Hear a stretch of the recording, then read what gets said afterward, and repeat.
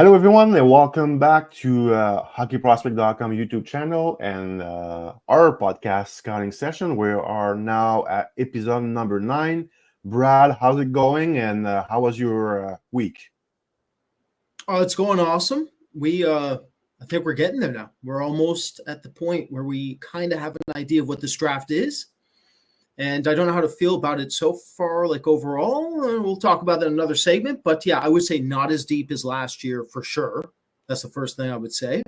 But definitely some very unique and interesting talent out there that is very difficult to rank properly, which is exciting. That's what it's all about. So I would say that it's still it's one of those classes that at least isn't boring. Sometimes you get players, too many vanilla players, and it's not very fun to watch. But this draft has a lot of unique and interesting players in it, which makes it a lot more fun for us.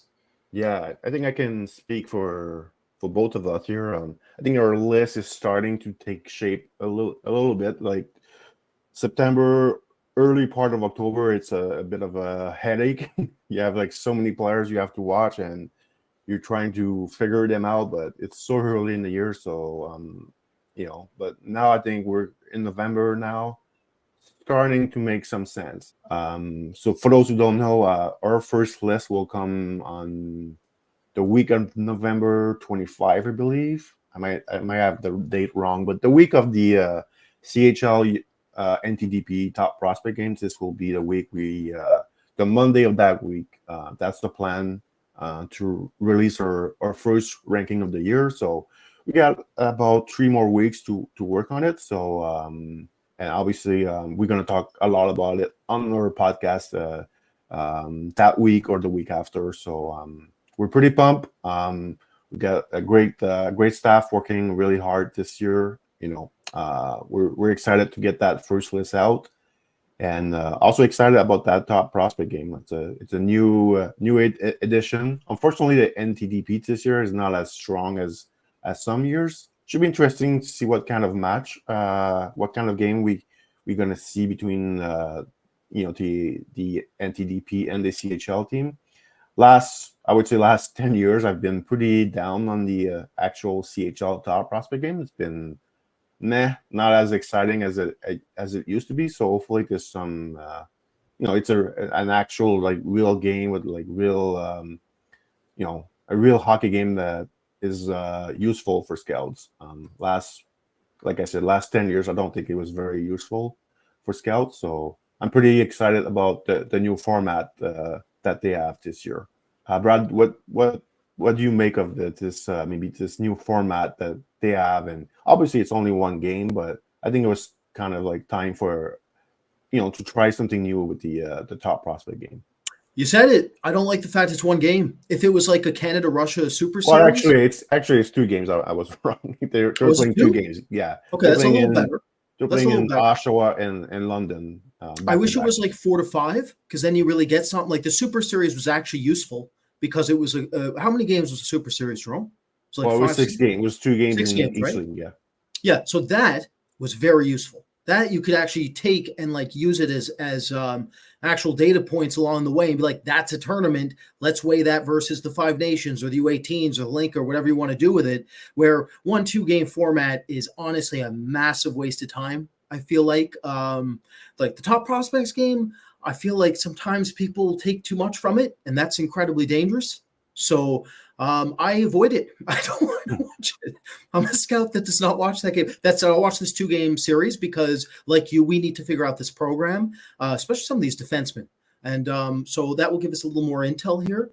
And so, yeah, I'll be watching this. But for future formats, if anyone that matters is ever going to listen, please, 5-6 games, because if we get it at a tournament length, then it can be really, really mean something. And on that point, anybody who listens to this that is responsible for the jerseys on the program, please stop with the numbers on the back. We can't read them when they're in their blue jerseys.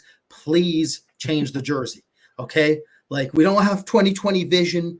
I'm slow. I can't see a screen anymore. I didn't eat enough carrots anyways growing up. I eat cream, not carrots. So somebody please fix the jerseys. It's too much for me. I can't handle it anymore. Yeah, the blue jersey is like awful. Like it might look good like for the players, but like for scouts, even like in person or on video, it's very hard to see the numbers.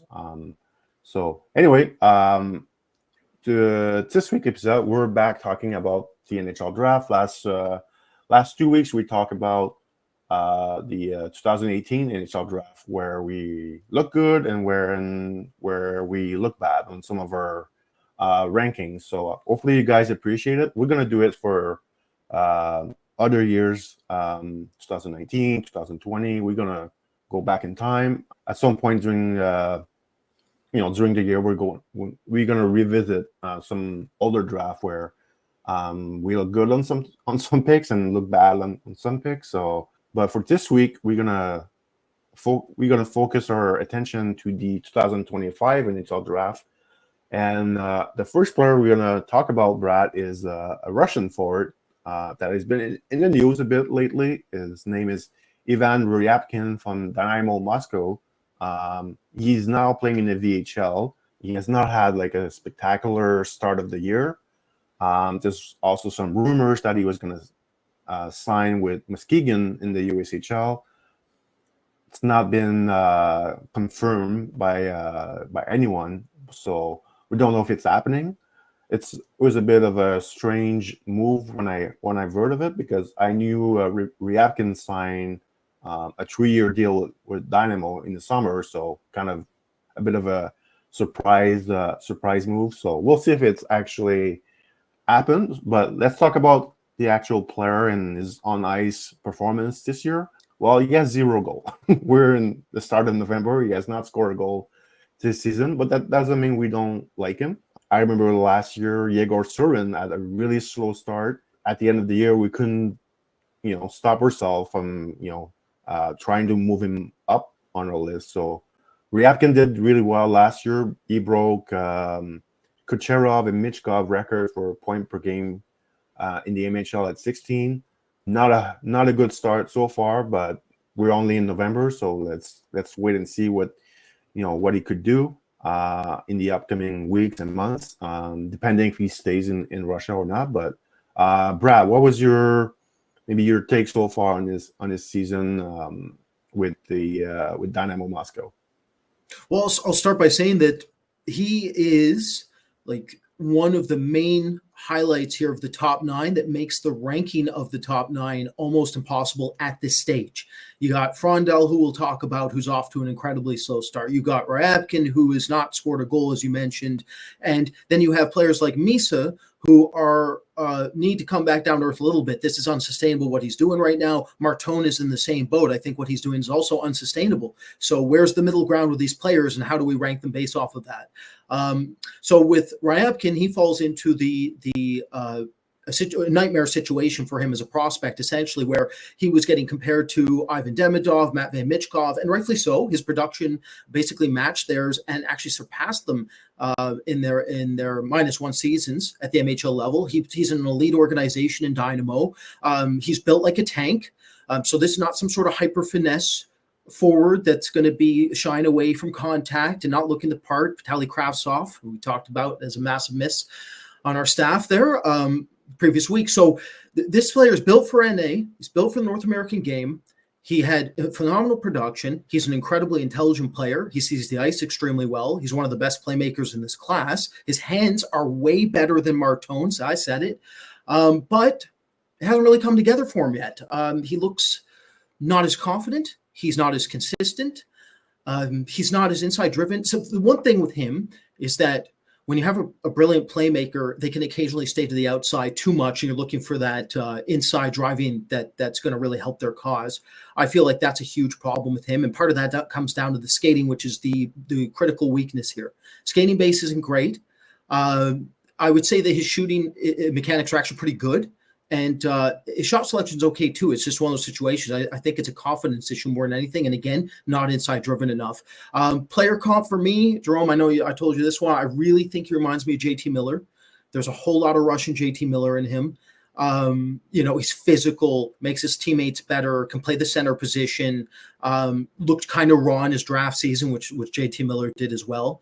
So it's one of those situations where there is a tremendous amount of potential, and I would argue almost impossible at this stage to rank based off of the fact that I don't think we're getting the actual version of what he is.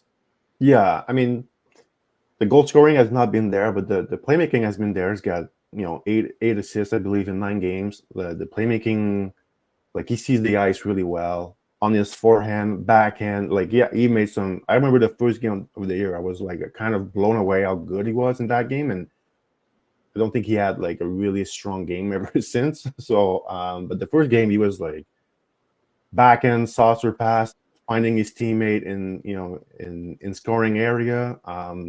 He sees the ice really well. He's really good one-on-one. He's got really good hands. Puck skills are really high hand. The skating is definitely the weaker part of his game. He's also a kid who, like, he's 200 pounds.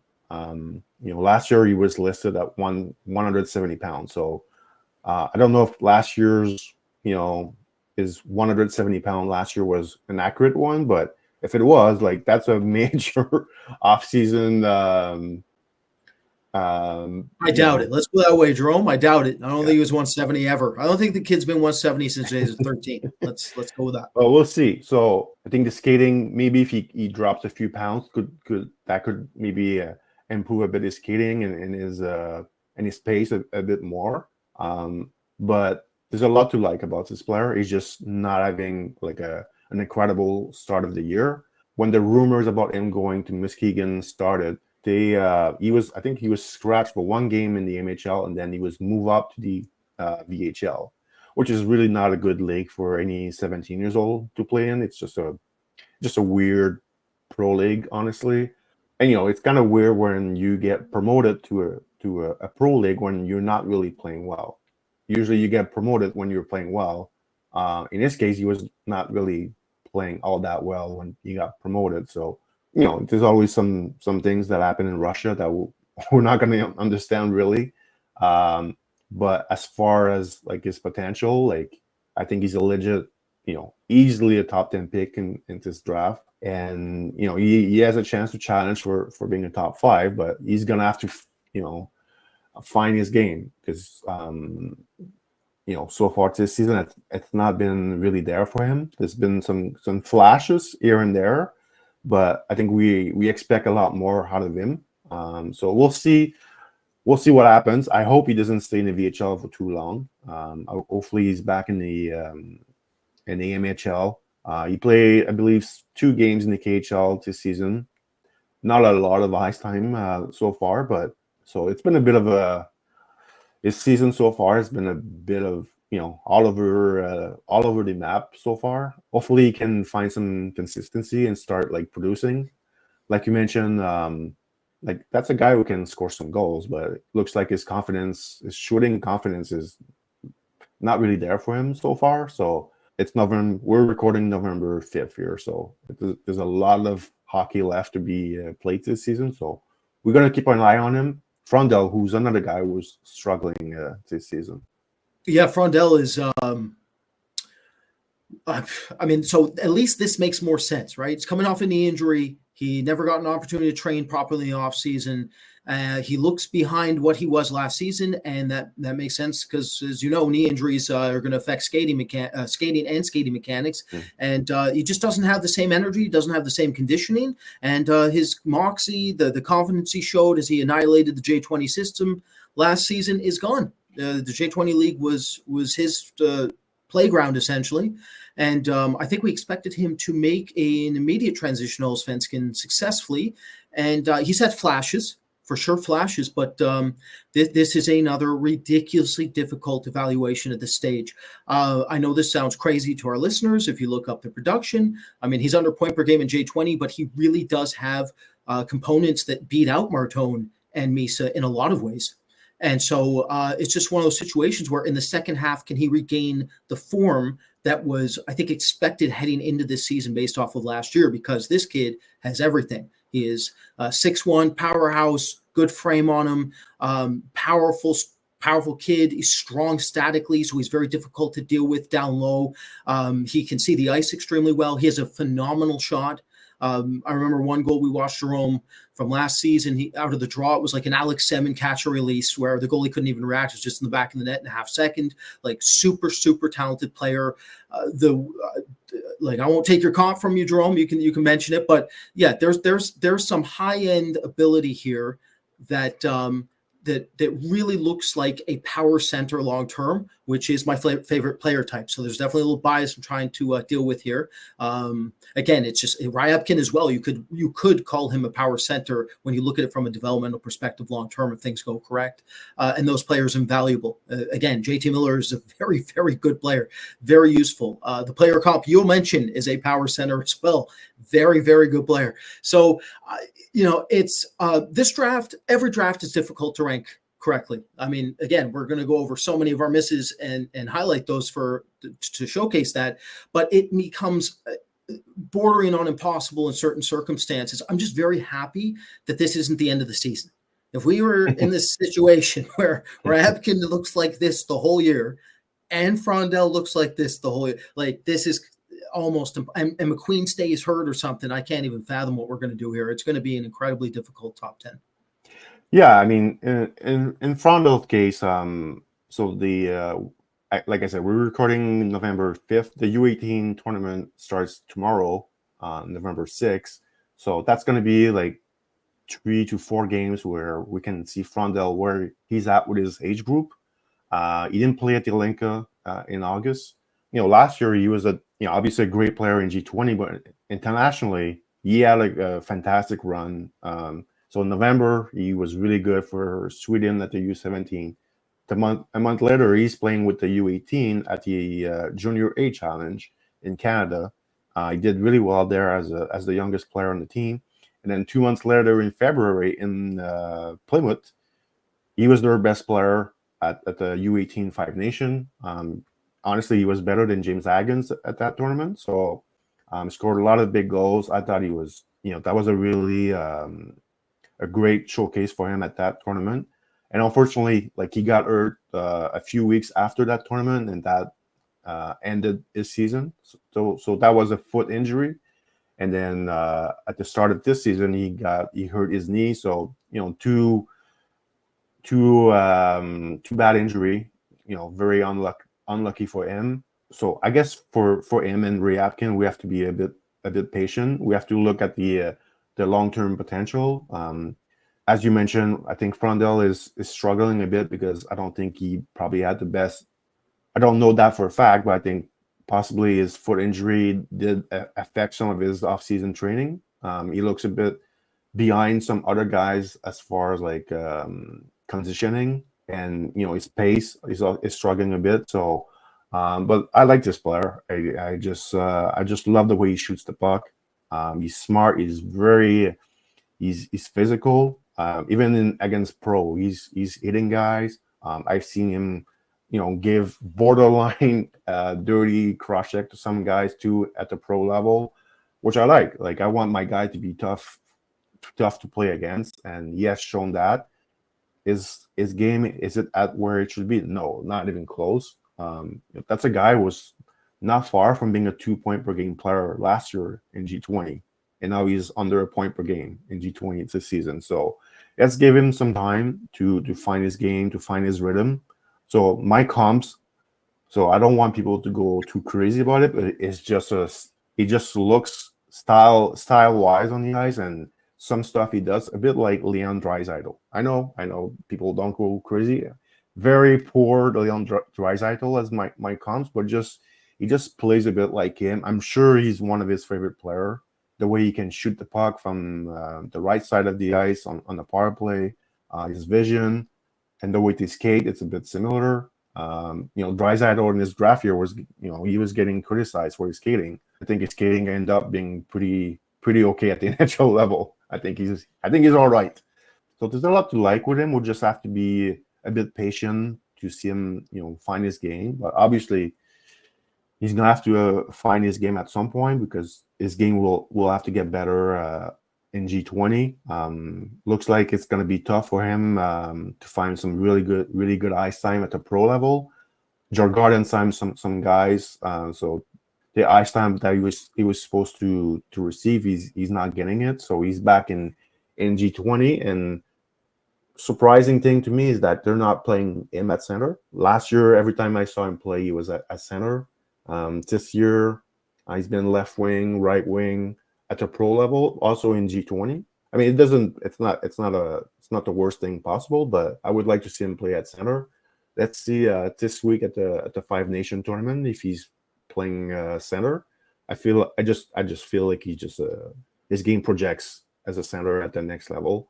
It's gonna be interesting to see. I'm a huge fan of this player. I almost put him number one last year versus James Higgins, but him missing the U18 in April, and obviously Higgins breaking Kucherov's record at that tournament kind of put a stop to that. But I'm a huge fan of Frondell, and obviously we're gonna keep watching him.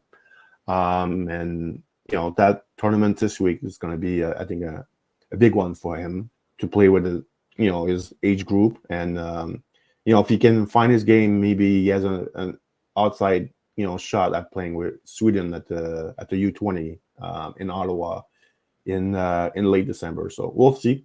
But he's gonna have to play much better, to play on the national team. Well, U20 national team for the World Junior. So, Brad, let's move on. Let's go to the queue with Justin Carbonneau from the Blainville-Boisbriand Armada, which is basically my own team. I'll let you start with him. What was your take on Carbonneau? And very, very skilled player, very entertaining player to scout. Anything but boring when you watch him. Like, he's very fun to scout. Some good and bad side to him, but I'll let you go. But he's a very interesting player, and actually a good player from the Q. Yeah, he's definitely one of like the top 15 talents in this class. Start there. So, sometimes you get lucky. You see a player and you already have seen enough of another player that's gone through the whole development process, and he's made the NHL in a unique and obscure way, admittedly. And that's Andrei Kuzmenko. This kid is a French Andrei Kuzmenko. So there was a couple differences, and they matter. So the first one is this, that Carbonneau is better at open ice at the same age with his power skating. North-south open ice skating is better. The other is that he's better off the puck. We've seen him sacrifice. He almost took a puck to the face once or twice, diving into oncoming shots because he doesn't know how to block shots yet, but he just wants to try, and that matters. So there's more of a forechecking presence to him. There's more of a willingness to play defensively. He just has no idea how to do it yet. So that's fine. That's something that you can construct with time, and you can make it so that he's at least less of a liability than Kuzmenko currently is in terms of his defensive ability. Because when Kuzmenko's not producing, he's absolutely useless. When this kid's not producing, he might have a little bit of a backup option that will help.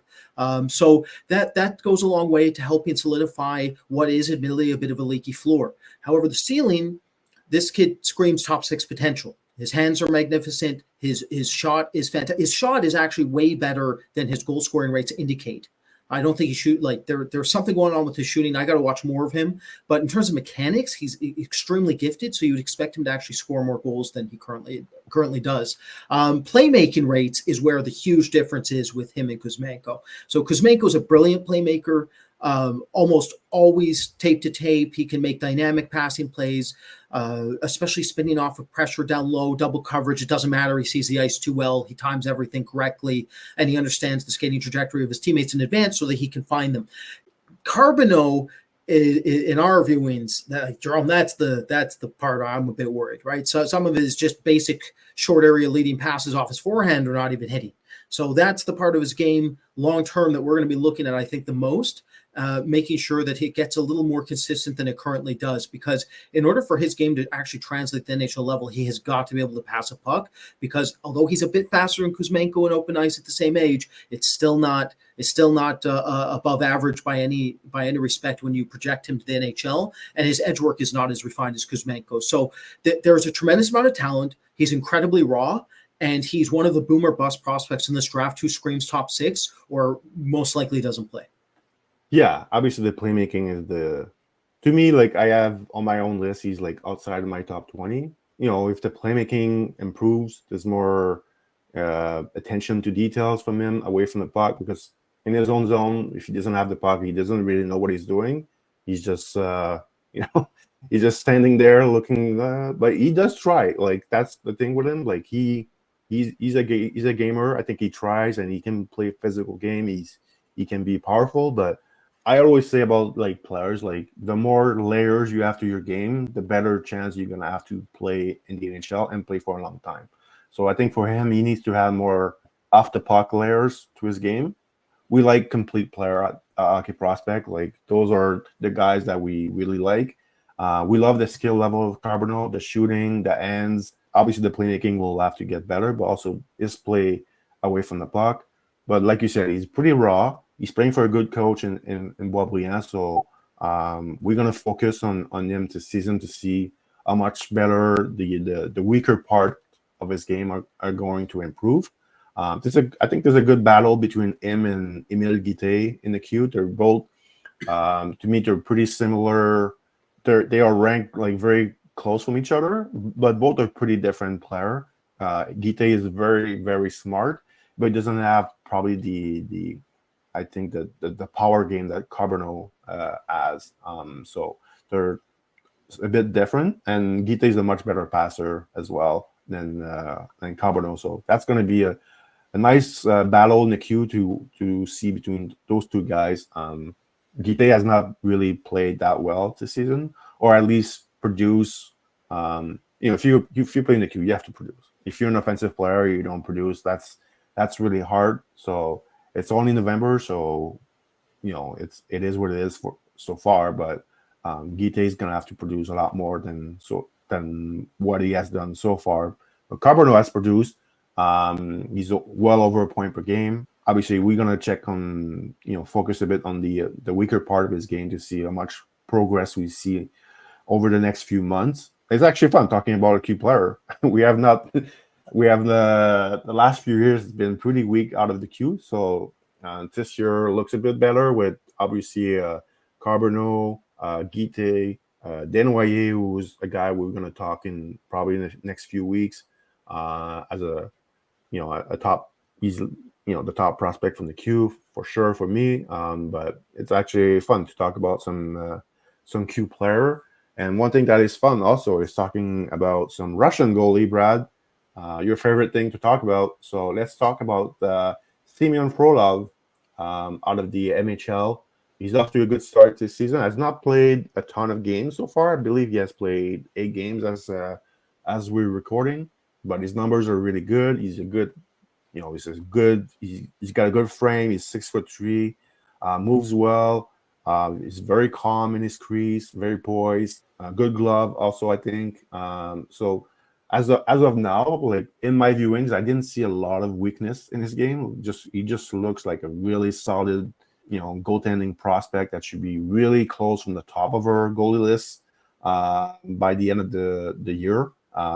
If he's not already our top guy, that's not a discussion we have had so far. But Brad, I'll let you go on Frolov. You have seen, I think, more of him, so I'll let you rant on another Russian goalie. Well, I've seen all of his games. I saw him last year as well, a little bit, but not enough to like really make a judgment on him. I watched him in a head-to-head against actually Ottawa's goalie prospect Vladimir Nikitin, and he caught my eye in that game. So the big difference between him and Ravensburgen is that he has a better hip line than Ravensburgen. He's more athletically gifted than Ravensburgen because of his hip line. So Ravensburgen's extension rates are a bit shorter because there's a lack of hip mobility and hip rotation that he can access at this time, essentially. And yes, I know for some of you listening, like, well, can you do yoga? What can you do to fix that? Of course, you can stretch more. You do yoga, and you can do different exercises that can also improve your range of motion long term. But it's within a degree. There is a genetic component to a hip line. Frolov, for being as heavy set and at 6'3" as he is, it is pretty rare to see a kid who has this type of hip depth. So what it allows him to do is access extension rates that Ravensburg doesn't have access to, which means that he doesn't have to read the play as well as Ravensburgen does in order to make the same save. Now, I would argue Ravensburgen is more poised slightly, more structurally sound as well, I would argue. But I think Frolov's instincts are slightly ahead. And again, the extension rates are ahead, and I weight extension rates extremely heavily. especially looking at the modern NHL, and I think the direction it's heading. So, yeah, Frolov, I don't know why he hasn't played recently. We were talking about that off air, Jerome. I'm hoping he starts getting some action again. It's kind of weird that he hasn't played in a couple weeks. But you never know in Russia. Goaltending is just crazy over there. Like sometimes they just play one starter for like 2 months straight, and you don't even know where your prospect you're trying to evaluate's gone and what's happening. But yeah, very high-end goalie prospect. Again, this is a top-heavy goalie class, and then it falls off pretty dramatically for me, where last 2 years has been like an incredible abundance of prospects. It's been like the deepest classes I can remember at the position a long time. So I think it's one of those situations where expect goalies like Frolov and Ravensburgen to go higher than you would typically see because there's just not enough depth. If you miss out on one of them, I mean, you're talking 2 or 3 other names that really matter. At least at this time. And I've swept everything. Like there is nothing left to uncover here. Mine is probably an overager that comes out of the woodworks unexpectedly. So yeah, it's one of those situations where he looks like for sure the best Russian goalie prospect at this time. There's another there. I'm not going to mention him now. I've never seen him mentioned. I don't want him. He's our little hidden gem for now, Jerome. We'll probably talk about him during our initial rankings here in a couple weeks. But yeah, Frolov versus Ravensburgen to me is probably the debate going forward for the rest of the season, and it will be a very interesting one to watch. Yeah, some good goalies at the top, but those two seems to be at least for us that are two favorite right now. But let's go to Sweden right now and talk about our Mikkel Eriksen from Farjestad. Actually, he's from Norway, and if people have followed us since last season, they know we love Norway. We love Norway's prospects with Stian Solberg last year, Nygaard, Oscar Steen, Vesterheim also was another guy we like. One thing we like about them is that they really play hard. If you watched Norway at the U20 last year, they were going all out. And this kid is in the same mold. He actually played on the same system as Solberg in Vålerenga in Norway last season, but he's back full-time in Sweden this season. Really fun player, good skater, high compete, can really play a physical game. He's got that in-your-face, bulldog mentality that we love about those Norway prospects. So, Brad, I'll let you go. I'll let you go on Eriksen, but that's you actually mentioned it to me, so I went and watched him, and I was really impressed. One of the 3 games that I watched, he was really, really impressive. The speed, the physicality. Not a huge guy, and I'm not sure yet where the upside offensively is gonna be. There's some up and down performance, at least offensively. But the overall game, I really like his overall game. The question remains, like what's the actual long-term upside offensively? But I really like this kind of player, and I'll let you go on and talk a bit more about Eriksen. Well, yeah, he's a breath of fresh air because Norway, outside of the exception of Michael Branson Nygaard, we've never really seen even a mid-round Norwegian prospect in a bit. I mean, I've tried so hard to get Peter Vesterheim drafted and failed. So that's what I really do like. I think Peter Vesterheim still has a chance. And Oscar Steen, as you mentioned, who we liked, and we thought Tampa had a really good selection there in the 7th round. But yeah, to your point, like there seems to be a certain profile with Norwegian forwards where they're just gritty, determined, 2-way players that don't compromise from the physical aspect of the game, kind of like Slovakia a little bit, similar hockey to Slovakian hockey. Stian Solberg was a player that we had been watching the entire season. We had ranked the entire season, unlike honestly the rest of the industry that had to catch up at the World Championships. So we do try to get ahead when it comes to Norwegian players, and actually we do watch and scout out of Norway. So this player is better than his production would indicate. He's roughly point per game or slightly under in J20, which usually is not good enough to actually hold at the NHL level when you project him long term. However, to Jerome's point, this kid has a fantastic ancillary skill set. He is smart. He knows how to support his teammates. He's very physical. He plays at a very high pace. He has a fantastic overall motor. He's conditioned, and he has excellent three-step area quickness. He has launch fluidity. He can skate. And so you take that base, and then you look at his handling rates. They are actually better than Westergaard's in my viewings, which I didn't expect. Westergaard is a talented player, and like Westergaard, there's a reason I bring up Westergaard, who's for our listeners in case don't know who I'm talking about, is a Finnish prospect who is playing in J20, who's the one of the youngest players in this class. I believe he's 10 days away from eligibility, Jerome, or something like that. Yeah, I believe so. Yeah. And this kid is less than that. This kid's about a week away from eligibility. So these are the two youngest forwards in Sweden that really matter, is what I'm saying. So when you compare him, which I think is inevitable, to Westergaard, the big standout to me is that his handling rates are better than Westergaard's. He has a very soft set of hands. He has a soft catch and release, which admittedly I don't think he even uses it enough at this stage. And then you look at his skating routes, because he is going to be a support player. This is not going to be a possession driver long term, most likely. It's one of those situations where his skating routes are advanced. He knows how to sneak behind coverage. He knows how to create miscommunication amongst the defensemen, cross them up, and he knows how to put himself in positions around the net area to get the job done. And that's going to be paramount to his game going forward, because when you look at him long term, it's all about the net front presence, the ability to be able to forecheck correctly, get the pucks back, get dirty goals. That's where he's going to be pretty good. He's not a high finesse player where he's going to be put on a power play one or anything like that. This is a more likely a depth forward, but a very useful one that you're looking at. So very pleasantly surprised. The other thing with him, and I'll admit, is like, I can say this now, and it's like, okay, he projects to be a depth forward and all that, but he is the youngest player in this class. So it's one of those situations where, can he really develop past what we're seeing here? And the answer is probably yes, even though he's already physically developed enough. So maybe there's another skill threshold here that he hasn't shown us yet, but by the end of the year, we start seeing traces of that will allow us to project him even further than we currently have. Yeah, even if the production is not like there yet, or maybe the upside offensively is like not the best, he does really have like a safe projection, I think, with the skating, the hockey sense, and the compete level, the physicality.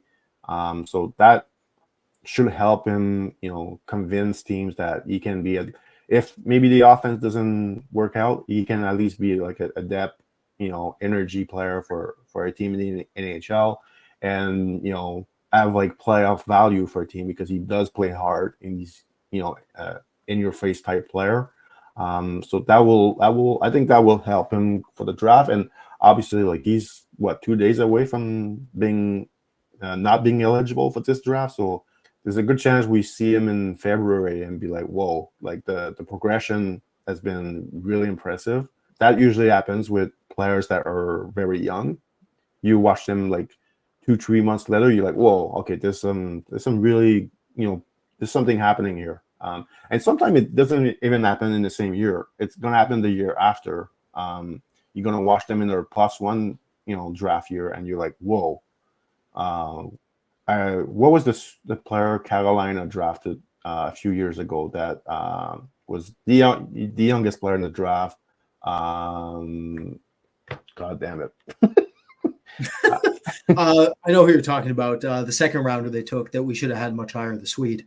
So the player Carolina drafted was Felix Angersorum. So he was really the youngest player in his draft class, and we wish we put him higher looking back.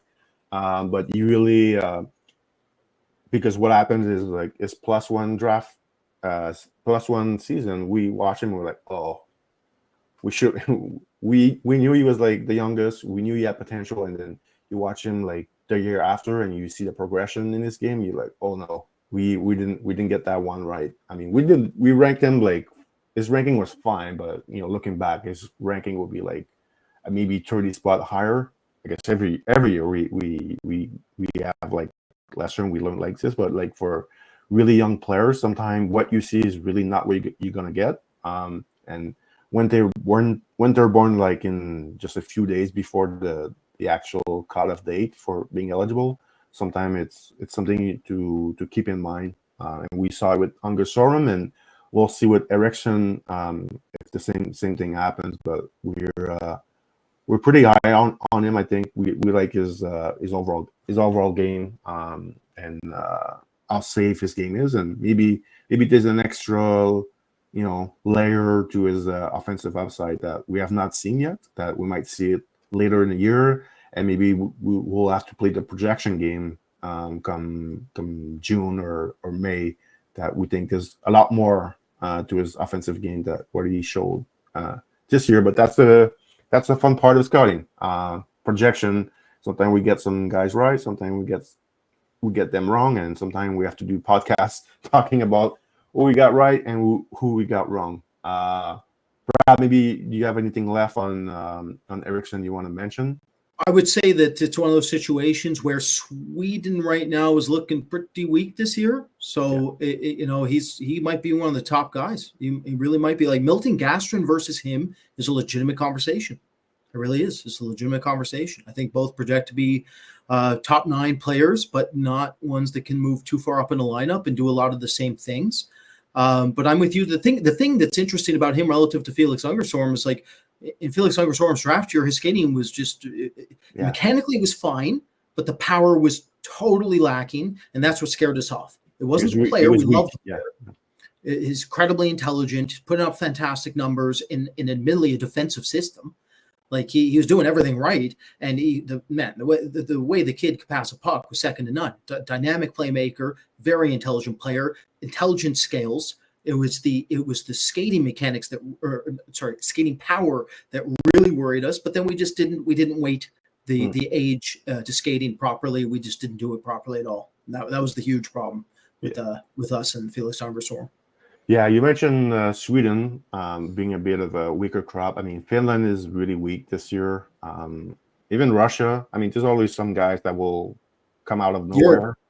Yeah, in Europe in general, it's been, it's one of the weaker crop that we have seen, because the last few years it's been really strong out of Europe, but not so much this year. So it's very North American heavy this year, but some, you can still find some interesting player in Europe, and I think Eriksen is one of them.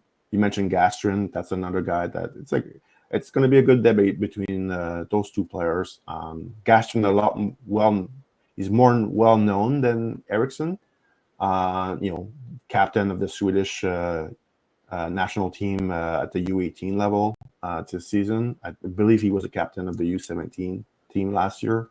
I could be wrong on that one, but I know he was a captain at the Elinka. So it's going to be an interesting debate between those two players playing in Sweden. That will wrap up this week episode, guys. Just big thank you to all of you that have watched our shows so far. This is our 9th episode. Big thanks to all of you who watch and have subscribed to our YouTube channel and like our video and share our video. Let's keep growing a scouting session, and we'll talk to you guys next week when we keep talking about the 2025 NHL draft. Again, thank you, Brad, for being with me again this week, and we'll talk to all of you next week. Take care, guys.